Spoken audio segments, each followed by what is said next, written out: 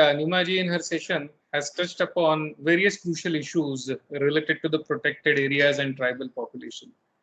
Though she highlighted some success stories, other prominent takeaways of her presentation is the existence of conflicts of various types and scale among various stakeholders, including local Vanavasi, tribal population, bureaucracy, and the politicos. I'm sure you all are waiting for the introduction of the next speaker. However, I'll take a moment to share my experience, which I had in the January 2021, when I, as a part of the TIR team, visited one of the tribal impacted zones of Gujarat near Sardar Sarovar project. At one end, I was really impressed by the magnificent development activities undertaken with the construction of the huge and momentous statue of unity of Sardar Vallabhbhai Patelji. In fact, other structures around it was also wonderful, and the vision for the project is something which is admirable. However, on the other end of the coin, we witness the plight of the tribal population, the local Vanvasis residing around that area. They're still struggling for their legitimate rights, such as compensation for their acquired lands, issues of their displacement and rehabilitation. They're still looking for fair opportunities in certain cases. After meeting with the local people, we really felt the need to do some work for them. However, before initiating any new research activity related to the Sardar Sarovar project, we thought to get some historical understanding and background about the Andolan, which is probably one of the most known Andolans of the post-independent India. That is the Sardar Sarovar Andolan, Narmada Andolan. And that is where I would like to introduce our next speaker, who is known as chronicler and archivist for the said Andolan, Srimati Nandini Ozaji, who has written People's Oral History of Narmada Struggle. Before inviting her to speak, let me give a brief bio of her. Nandini Ozaji is currently the president of Oral History Association of India. She is a researcher, writer, chronicler, and an archivist. She was an activist with the powerful people's movement, the Narmada Bachao Andolan, for over a decade. Her books have been published in Marathi and English by Rupa Publishing House, Rajahans Prakashan, and Mehta Publishing House. In December 2017, she was awarded with prestigious writer's residency at Sangam House, Nrityagram, Bangalore. Her bio is really very huge, and I would really request you all to Google her name to know more about her. And with this, I'll pass on the stage to Srimati Ozaji. Over to you, ma'am. Thanks for inviting me, and sorry for the delay. And now you can hear me, so I start with the presentation. The topic is politics of displacements, law, reality, and alternatives. This is a photograph of the reservoir of Sardar Sarovar Dam, one of the largest dams being built, has been completed in India. You can see how it has submerged even historical temples. Next slide, please. So what I want to share is that one of the biggest threats that natural resources dependent and tribal communities in India faces as victims of development. Just scroll down, please. I think we'll have to have the control with me. All of them, please. As victims of displacement and forcible displacement, often people are not paid anything, just a handful of cash. There is either no rehabilitation or very poor rehabilitation. One of the official figures that has been placed in the Lok Sabha Secretariat reference note in 2013 says that between 1947 and 2000, 60 million people have been displaced during this period due to development projects. Nearly half of them have been due to large dams, then by mines, industries, wildlife sanctuaries, and national parks. The situation of the tribal people is of special concern as they constitute about 40 to 50% of the displaced population.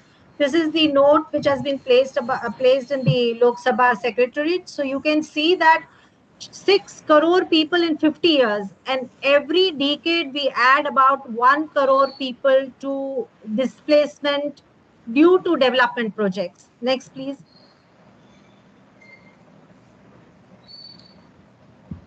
What I really wish to say is that while other forms of displacement, say by wars or conflicts or riots, are all considered a tragedy and avoidable, whatever books and what we learn in our educational system is that displacement by development project is considered necessary.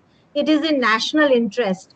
So any opposition to it is dealt with repression, police actions, jails, and people who oppose this kind of one-sided development, which is aggressive for profit, are often called anti-national. As I said, that every decade about 10 million people fall victims to this kind of displacement, and they have hardly any sympathy because this is called in national interest, while other forms of displacements are tragedy and avoidable. Next slide, please. So main challenges to displacement are development projects are, can you scroll down please? Yes. Development projects invariably come with displacement, loss of livelihood, in case people are not physically displaced, but they can be affected by pollution, loss of resources. There is a social and emotional upheaval. Do scroll down, please, the entire slide.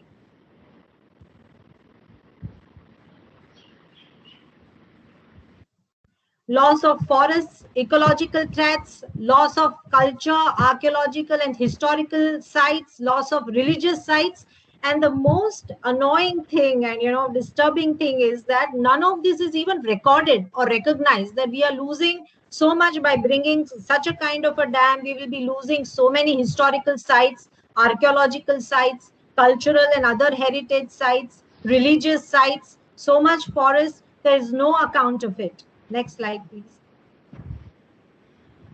So I want to share some of the photographs of the impact dams and such kind of projects have on people and villages. You can see that Adivasi areas are flooded like this because of dams, huge number. And these are not one or two villages. Like one example I can give of Sardar Sarovar project is 245 such villages have gone down underwater. Some of them are tribal villages, as you can see on the left side. Some are very high, thickly populated villages. You can see one of the photographs with 10,000 people as its population. So the impact is huge. Next slide, please. These are some of the areas that have been affected by minings. And what happens really is that while in other forms of displacement, because of any conflict, there is a possibility of people returning back to their original lands, or due to natural calamity, there is a possibility of some sort of restoration. These are permanent displacement. People can't go back ever because those lands, those forests have gone either under mining, destroyed permanently, or are flooded because of reservoirs and drowned in water. Next slide, please. And as I said, I want to reiterate again that whenever there is any question asked about these kind of development projects, it is considered anti-national, anti-development, and people are evicted with repression, police force, jails. And you can see some of the photographs here. These are villages in the Sardar Sarovar area, where you will have, sometimes 700, 800 police force coming in to just evict people, threaten them to accept whatever is given to them. Next. And often, in spite of, like, for example, in the Sardar Sarovar project, one of the very famous project where now the Statue of Unity has also come up, we just referred to it in the beginning, where the struggle has been very strong. You can see that these are some of the kinds of rehabilitation sites offered, or the tin shades you can see, in spite of what is claimed a very good rehabilitation policy. To the top left is a slum that has come up in Jabalpur of the Bargi Dam ousties. That's how they live from their villages. To the right and bottom, these photographs are of the resettlement sites where people, once their villages are flooded, have been relocated, offered temporary shelters. No proper rehabilitation is being given in spite of rehabilitation policies and laws. Next.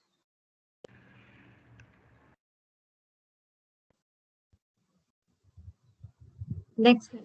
So the impact is not just by these developmental projects on people and their villages, their agricultural lands, their historical and previous one, please. Religious and historical sites, but previous one, please. But we lose huge amounts of forest land. Actually, we've lost about 7 million hectares of forest land due to development projects. Again, this is a very contested figure. There are some figures which say that much more land, forest land, has been submerged in the Sardar Sarovar and other such projects than what has been put out by the government. So one figure said 7 million hectares of forest and 6 million hectares of other community property resources have been lost in a 50-year period due to development projects, which is dams, mining. And these are very pristine, prime forests. And along with it, we have huge biodiversity, ecology, medicinal plants and herbs that have all drowned without any study or record. I mean, there is no data that supports what have we lost because of these projects. Next, please.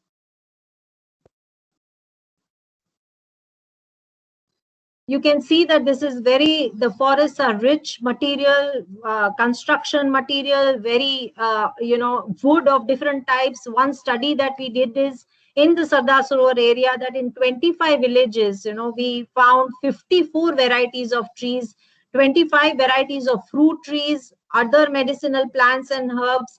These studies had to be done by the government. Ministry of Environment, Government of India insists that it has to be done, but no studies are carried out. There is no data in such development projects. It's just going on ahead with construction. That's all. So this is a very important concern, that even studies are not done where these development projects come up. Next, please. These are some of the villages which are completely destroyed when a project comes up. This is just one village out of the 245 villages that have gone underwater in one dam. And we, as I said, we have 50 million, 60 million people who have been affected across the country in 50-year period. Next, please.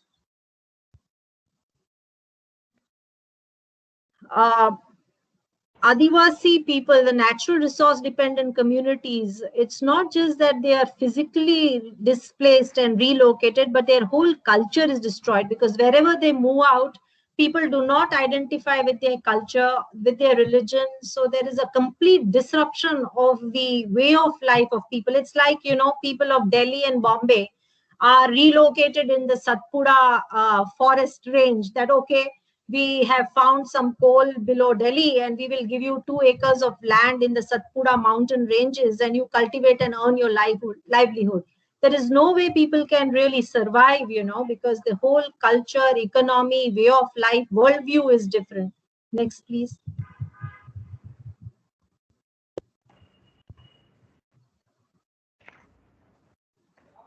So these are some of the photographs. I wanted to say the festivals are different, the food habits are different, the language is different. So when people are displaced from one area and thrown sometimes 100 kilometers, 200 kilometers away from their area, it's their whole lifestyle and culture which has been destroyed.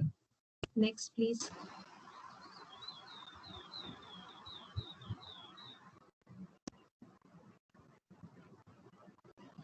And this kind of projects not only affect, for example, dams, not only affect the areas which it submerges, but then often, they turn the rivers below the dams dry. So this is the photograph of the Narmada River below the Sardar Sarovar Dam, where the Statue of Unity has come up. 100-kilometer stretch of the river Narmada, which used to flow perennially, has suddenly gone dry, and 10,000 fishing families have lost their livelihood. So they are not actually displaced, but their livelihood is lost. The river is disrupted. On one end of the dam, you have the reservoir. On the other end, the river has gone dry. And this is happening wherever the large dams are coming up across the country on rivers, where the downstream impacts are huge. Same is with mines, that you may have land which goes under mines, but because of huge pollution around it, hundreds of trucks come across to collect the coal. So villages around it are also disrupted, if not physically displaced, because of pollution, smoke, vehicular movement. So a very large area is disrupted because of these development projects, which is not accounted for. There is no record. These kinds of impacts of development projects are not considered at all. Next, please.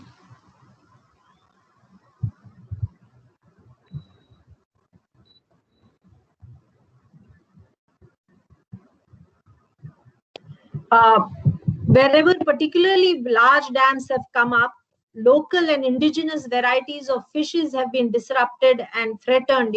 One case I want to share with you is of Narmada. In a 25-kilometer stretch of the Narmada, where the dam has come up and disrupted, we had found 48 varieties of fish. And one of the government reports says, as per the Central Inland Fisheries Research Institute, the Hilsha catch alone has reduced by 90% in a decade, from 5,180 metric tons to 490 metric tons. So it's not just the forests and people, but all kinds of ecological impacts these development projects are having, which are not studied, which are not shared, which are not taught, which are not discussed. Next, please.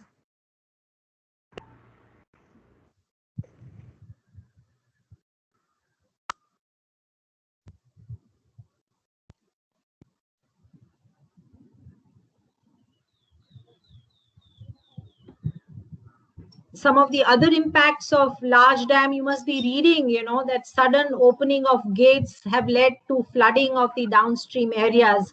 We are hearing this every too often these days. Every monsoon, we have some tragedy or the other, because gates of large dams are opened and it has resulted into flooding. Many times death of people in the downstream. For example, some of the newspapers, if you will try and Google, you will find out how large dams are also causing floods. While they turn the rivers dry in the non-monsoon months, big dams, in monsoon months, due to sudden releases of water, it leads to flooding in the downstream. Next, please.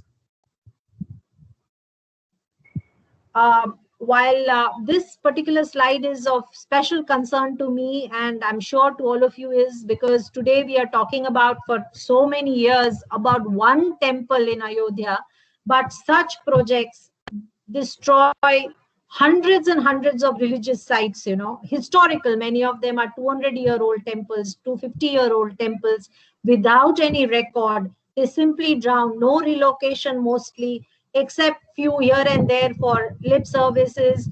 Archaeological sites are not recorded. There's no museums or any data or digitization, photographs of what all we have lost in terms of religious, archaeological, and historical sites. While our focus today, our national political discourse today is Ayodhya, but no one within our political discourse, we are not talking about how in these development projects we are losing our archaeological, historical, and religious sites.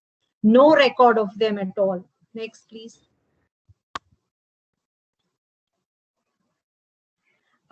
It's because of these impacts, which are huge, not just to the people, but as I said, to forest, ecology, historical, religious sites. There have been massive struggles against large projects that are not new to us. I'm sure all of you have heard.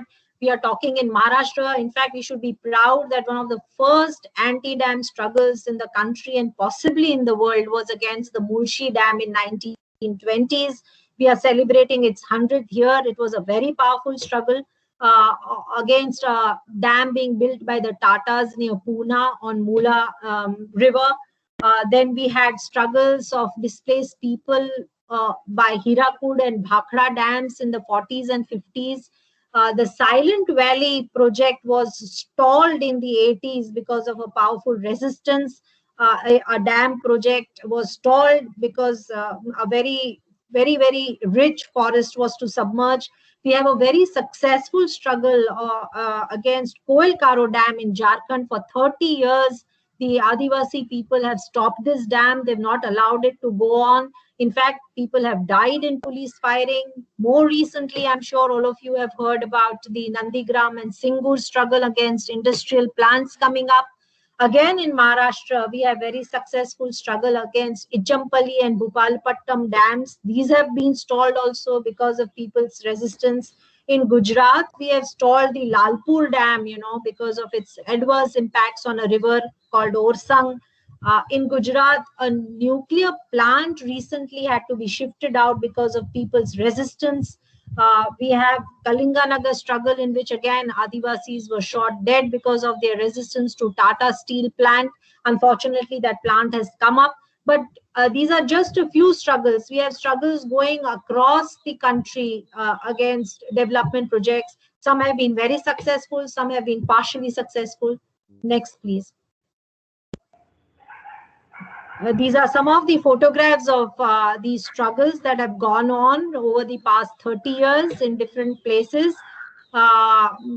Mainly they are of the opposition to the Sardar Sarovar project. To the right, a powerful struggle in Madhya Pradesh in the Alirajpur district by the Adivasis against the project also. Next, please. The resistance is very powerful of the people, but we do not get to hear this. Mainstream media doesn't cover it. We do not have this in our textbooks shared with us. Films are not available on this. These photographs are to show you that the resistance to these projects are very powerful. It's not just 10 or 15 or 100 or 500 people resisting. There are thousands who stand up against this kind of destructive development. Next, please. And because this resistance is powerful, the state and the governance, these are declared as national interest projects, and any opposition is faced with repression. These I want to share particularly because these are memorials which have been built by the people in the struggle areas. On the left is the memorial of the people who were shot dead in Koel Karo, the Adivasis who fought against the Koel Karo Dam. That's the memorial. 8 Adivasis were shot dead in 2002. On the right, we have the Kalinganagar struggle Adivasi memorial in memory of 18 Adivasis who were shot dead.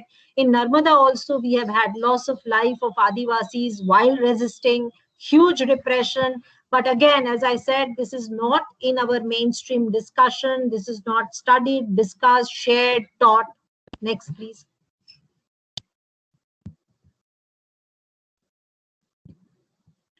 All these issues that have been raised by the struggles are, one of the important issues is that we want to know who benefits by these kinds of projects and who sacrifices for this project. This is a very important question that struggles have been asking and raising. Do we have a right to information? Is our consent necessary or not? Are alternatives examined? Are there any alternatives, and have they been examined with people's participation? Have you put a value to the rivers, to the forests, to the fertile lands, archaeological and religious sites? Have it been counted? What is the value of traditional knowledge and wisdom? What is the value of many intangible things like identity, culture, sacred places, religious sites? So these are the questions that have been raised over 100 years. At least I know for past 30 years, I've been part of a very important struggle. We've been raising these issues that answer us. Do we discuss this or not? Next, please. The other issues that the movements have raised is that always in such development projects, we find that the benefits are always overestimated, and the costs are underestimated. often there is change of purpose. For example, I can say that the lands around the Sardar Sarovar project was taken up for the construction of the dam, and now the Adivasis land have been transferred for the tourism purpose around Statue of Unity, and that too luxurious tourism. So there is often change of purpose. Even irrigation benefits which have been estimated from projects of this kind are far less than the estimated, and sometimes very dismal. Less than 50% of the estimated benefits are achieved in some of the development projects. So all these issues are being brought up by the powerful people's movements across the country. Next, please. And as I said, that cities are thriving at the cost of rural India. There is change of purpose. Power is used for more and more consumption of certain sections of the powerful sections of the society. And one of the popular songs of movements is Gore Hakim Gayo Re Bhaiya Aa Gaye Hakim Kale. So the process of colonization, what the British did, we are now doing it to our own people, the marginalized sections of the society, the Adivasis and other communities based on natural resources. Next, please. A change of purpose again, as I said, the Sardar Sarovar Dam in Gujarat came up to provide drinking water and solve the drought-prone areas problems in Gujarat. But today we see that a lot of Narmada waters is being transferred to Ahmedabad city, to Sabarmati riverfront project, where you have the seaplane coming and flying from there to the Statue of Unity near Kevadia colony. So there is a massive change of purpose from giving water to drought-prone areas. You displace huge number of people and then develop luxurious tourism in Ahmedabad, near world's largest statue. So a lot of benefits of these projects are actually diverted after the project is completed, which is not in the initial project plan. Next, please.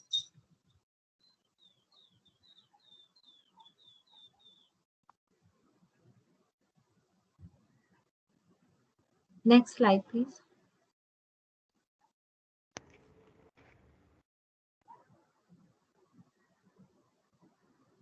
Can you change it, please?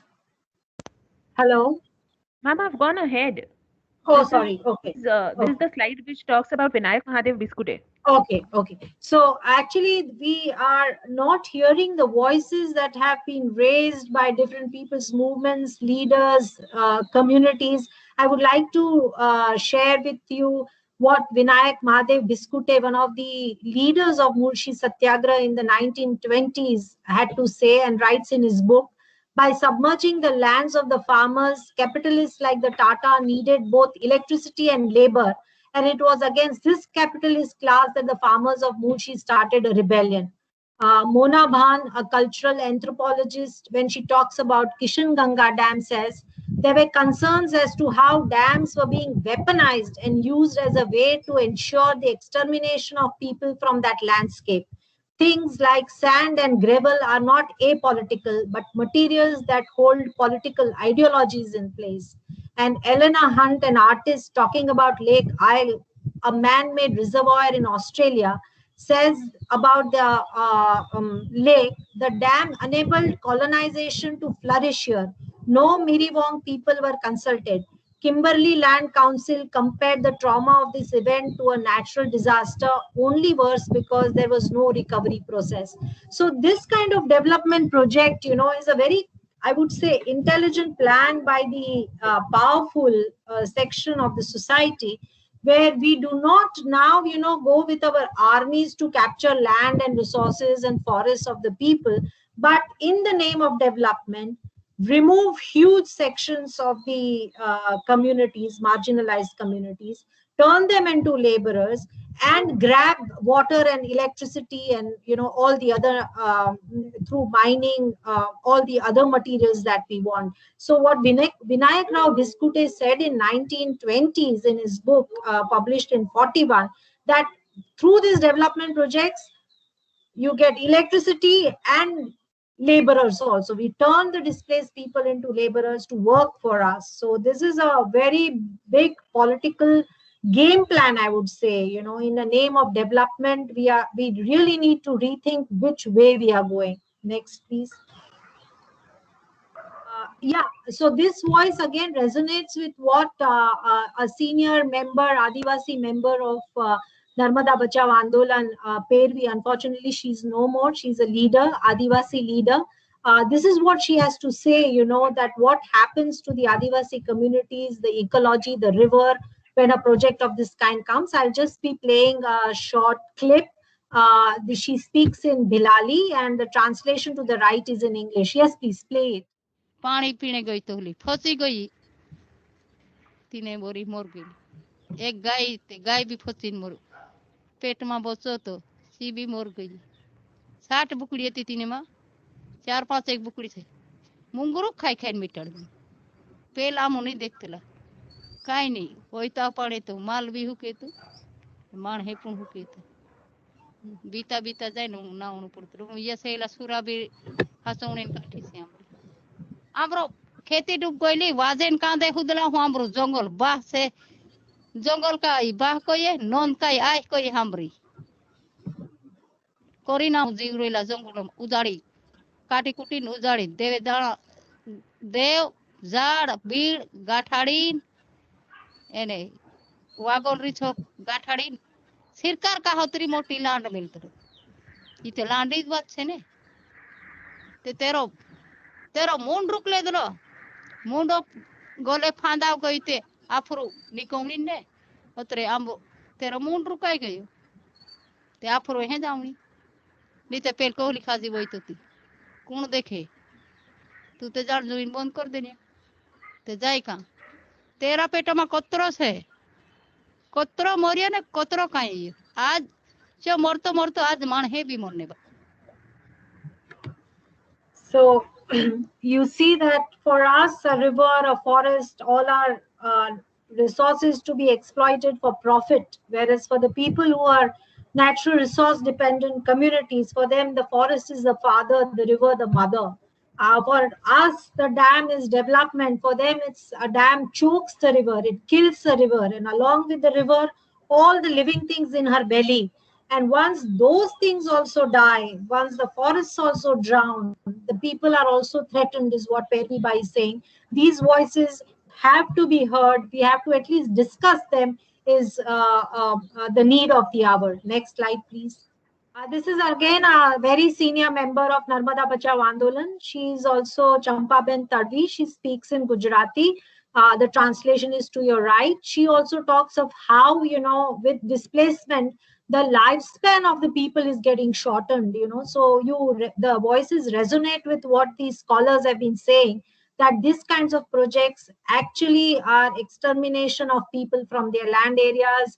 Their lifespan reduces, they're threatened. Basically, I can quickly say what Champaben is saying, that, you know, I've been resettled and it has been 13 years since I've been relocated from my original village. I haven't slept. We have become laborers. We have to now, earlier we never used to go for labor work because we had the forest, the river, our land, but we are turned into laborers now. And for 13 years, I have not slept. And in fact, our lifespan is decreasing. So this is a senior Adivasi member who has been displaced by one of the many dams on the river Narmada, Champaben Tadvi. Actually, her voice cannot be heard here, but her interview and other such interviews are and can be heard on the Narmada Oral History website. I would request you to go and visit it and listen to the people. I think we need to listen to what our natural resource dependent communities have to share with us as to what they think are these projects all about. Next, please.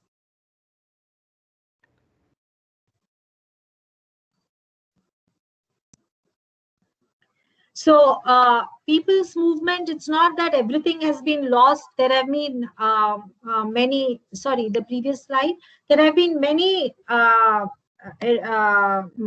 advantages also. There have been, because of the resistance of the people, changes in policies and laws. There have been changes in regulations and governance. For example, we have, next slide, please. help changes in institutions of governance. As I said, one of the important laws that has come about is earlier, next slide please, people were not even informed, they had no right. The area around the Sardar Sarovar Dam 25 years ago was declared under Official Secrets Act, but because of people's resistance across these kinds of projects and otherwise also, we do have Right to Information Act now. However, it is the plan of the government is to dilute it. We have also, from Land Acquisition Act, we now do have right to fair compensation and transparency in land acquisition. Some rehabilitation is now mandated, although it doesn't happen. It is more or less still on paper, but at least people can fight for some rehabilitation. We have other laws that have come about. NEMA, just before me, scroll down please, has talked about the Forest Rights Act. So we have the Environment Protection Act has made it mandatory for public hearings on environment, for such projects. How much loss would it take place for the environment? Environment clearance was mandated in 1994. So because of people's resistance, and this has come because of people's resistance, the changes in laws and policies that have come about. However, there's a long way to go because these are still mostly on paper, not effectively put on the ground. Next, please. As I said, there's change in regulation of governance also, like, for example, the World Bank, which often supports and funds these kinds of development projects across the country, because of the resistance, has had to now set up an inspection panel where people, affected communities, if feel that they have been given a raw deal, can go to the inspection panel and ask for a review. So there has been change in regulation as far as the World Bank is concerned, which is often the institution which pushes this kinds of projects in countries like India and developing world, what we call it. Next slide, please. In India also, we have, now the Environment Green Tribunal. Next slide, please. Which is set up, to resolve environmental conflicts. You can go to it. However, the Environment Green Tribunal is many times understaffed. The hearings take long time to complete, therefore, and are not being effectively functioning. But we do have that changes in policies and laws. So learnings from people's struggles is that there is a conflict between two development ideologies, GDP and for profit to sustainable versus sustainable development. There is a conflict between two worldviews. There's a conflict between two cultures, traditions within a nation. There's a conflict between development planners and technocrats versus people's traditional knowledge. So this kinds of conflicts have come up in our country over the past 30-40 years since independence, which need to be looked into very urgently. Next, please.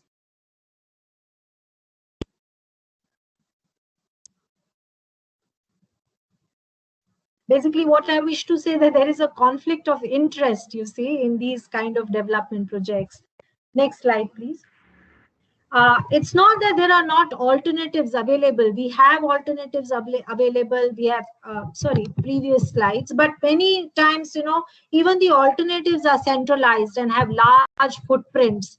Alternatives need to be also decentralized, small.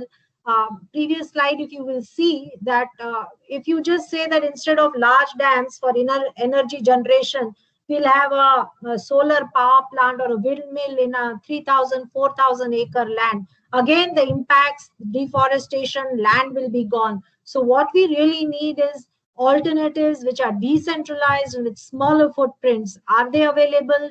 We need to explore that, discuss that. Next slide, please. And it's also available, in case of soil and water conservation, we have found that decentralized water management really helps in not only conserving water, but even soil.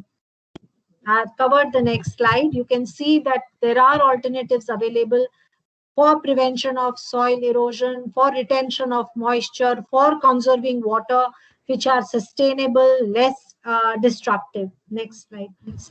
Yeah, so what I wish to say is that today, because of these developmental projects which are very aggressive for profit and destructive, it's not just the natural resource dependent communities that has been impacted, but the popular on one side, we all have heard about the Gujarat development model.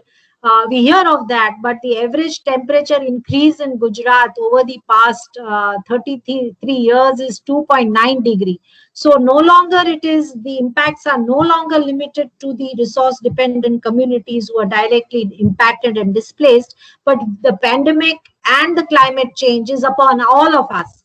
And therefore, I would say that there is a very urgent need to look into these voices, at least hear them out, discuss in our departments, in our schools, in our colleges. We have a long history of resistance. We have long experience of alternatives that have been implemented across the country. We urgently need to look into all these matters. Thank you very much.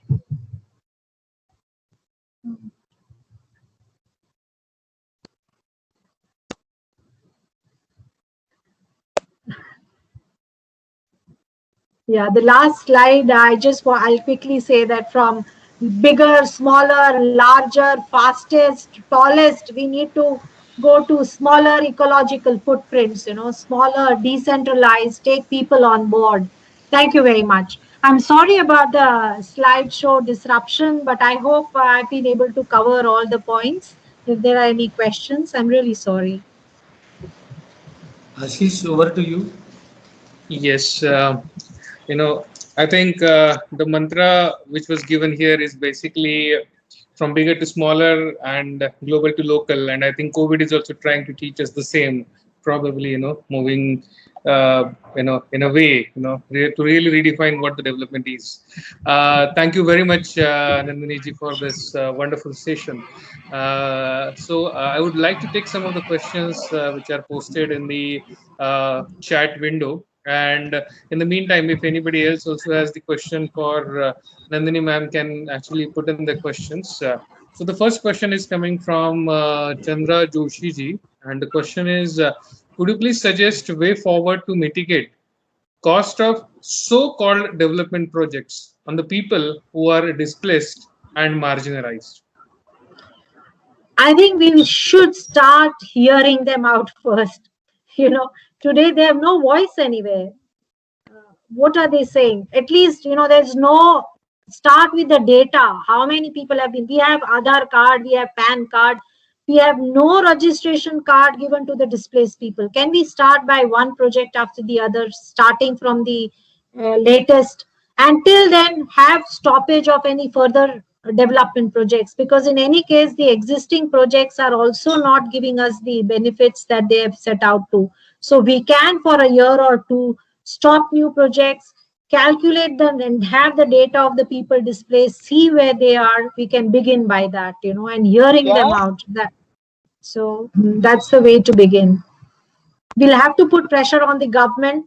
And this is not just for the benefit of the people displaced. I think it'll do us a lot of good if we begin to hear out. We have to rethink of the model of development which we have carried out so far. So starting with a register of people displaced and the forests we have ruined, we need to start studying them, hearing the voices.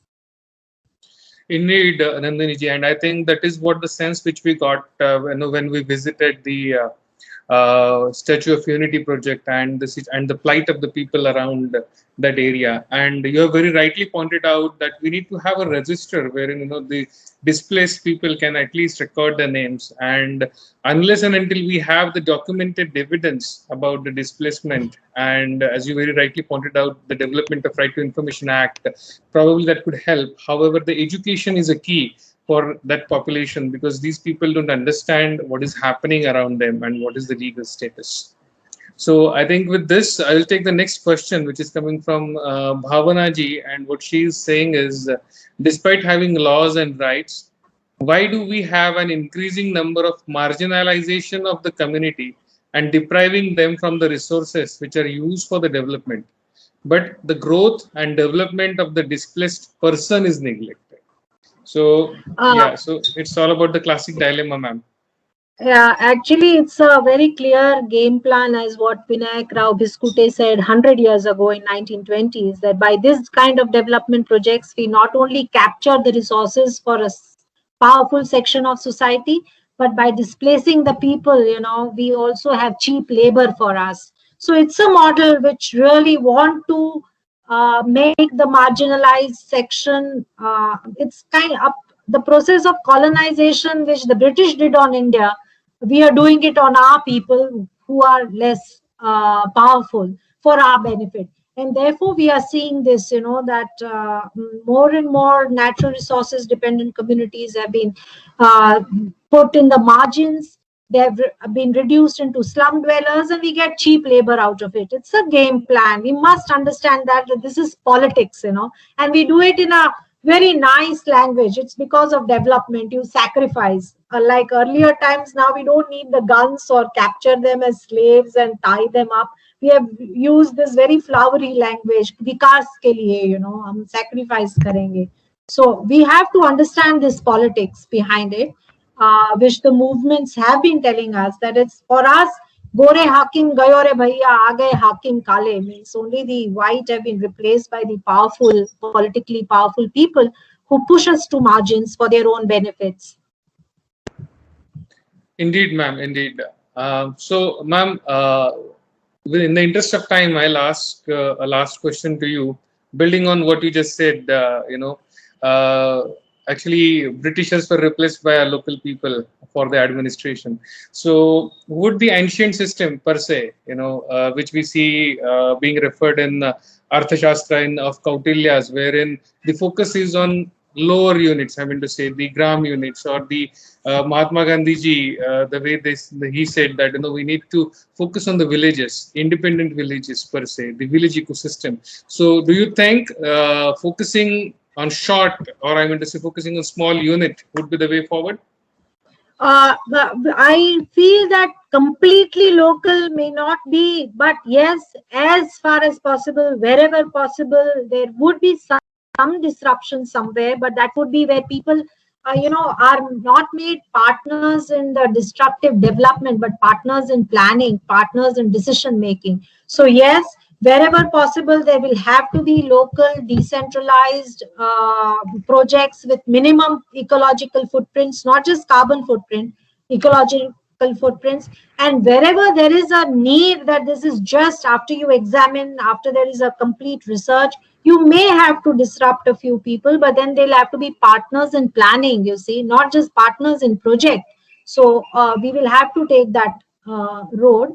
But decentralization, smaller ecological footprints is the need of ours if we as humankind have also to survive. Thank you, ma'am. And I think you actually touched upon a very important point, that is making the people or the impacted community as a partner in the development. And I said not partners in destructive development, but partners in planning itself. They have to be partners in the yes. planning. Yeah. Often people say let them have shares in this dam. No, we need to have from the very beginning recognize they have to be partners in planning as to what kind of development we want, who is it for, how can it be holistic, and I think their knowledge will also have to be taken on board, because they are very knowledgeable people. They understand a lot, and they're closer to nature. So we have to take them on board in planning itself. Discussion and dialogue will have to start. Yeah. Exactly. It is not the formal education, which is often considered being educated per se, because these people also have the knowledge. So the next question I'll take, and I'll end with this. It's coming from Smita, and that is also on the very relevant point which you just touched upon. What do you think? What are the hurdles in building organized voices? So organized voices is something which will help in this collaboration. As I said, it is whenever people begin to organize, the state, the project developments are up in arms. They start, saying that ye to anti-national log hai, ye development virodhi hai. So already there is a huge resistance coming from which has all the police, which has all the courts, which has all the laws in its favor.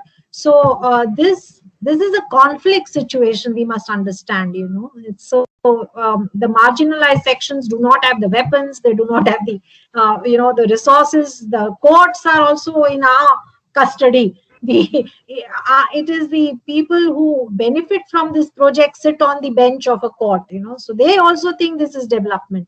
So this is a conflict situation, and marginalized communities are already marginalized, and therefore this is a big challenge. So we need to come forward, you know, who have been the beneficiaries of these kind of destructive development, to really organize ourselves in favor of the people who are fighting against great odds. So it's an uphill task from it's an unequal battle from the very start, you know. It's a conflict, an unequal battle from the very start. So yes. Understood. Yeah, thank you, Nandini ji. And I think in the interest of time, you know, we really need to take a pause in this session. Probably would really like to hear from you in detail